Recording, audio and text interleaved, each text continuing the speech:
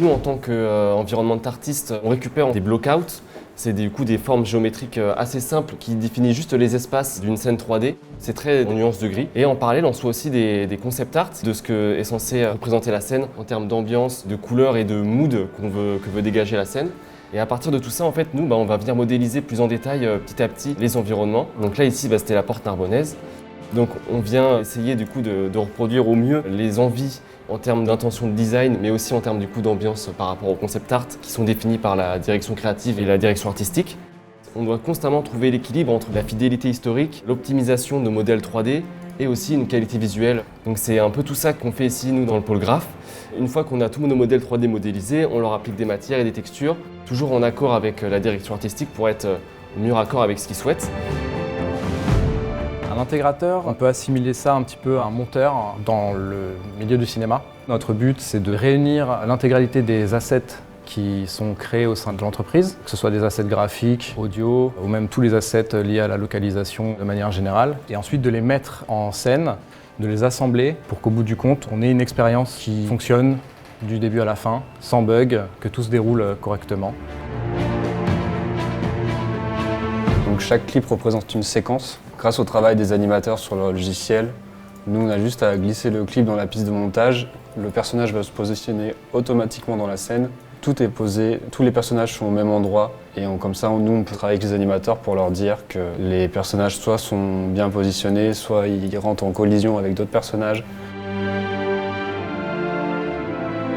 On a utilisé un moteur audio qui s'appelle Fmod, qui nous permet à la fois de gérer la spatialisation, c'est-à-dire le placement du son dans un environnement 3D pour qu'on soit vraiment en immersion totale avec notre environnement. On a pu récupérer les différents sons et les différents instruments enregistrés et l'enjeu c'était de pouvoir les placer comme à l'époque aux différentes tours et donc ça nous permet de les placer facilement, de les paramétrer comme il se doit et de les entendre comme ils pouvaient les entendre à l'époque. On reçoit les vidéos du tournage de motion capture, on a tous les mouvements qui ont été enregistrés et les demandes du directeur créatif. On récupère toutes les données qu'on insère nous dans notre fichier 3D d'animation. On assemble avec les personnages, on met les éléments, c'est-à-dire les épées, les boucliers, et après on retravaille tout ensemble pour recréer le mouvement qui a été tourné pendant le tournage motion capture. On rajoute évidemment de l'émotion avec les visages, puisque les animations de visage ne sont pas tournées pendant le tournage de motion capture, donc il faut tout refaire nous après à la main.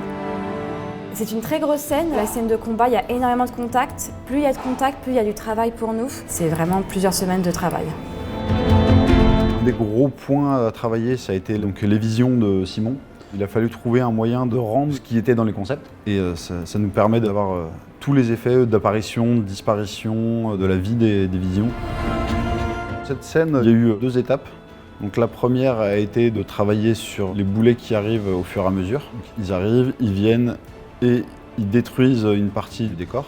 Donc là, il a fallu faire les simulations de destruction et par la suite, après, rajouter tous les effets de fumée et de feu. Donc il a fallu modéliser les maisons détruites, modéliser la cathédrale détruite, faire en sorte que tout soit animé pour que tout soit détruit de manière cohérente.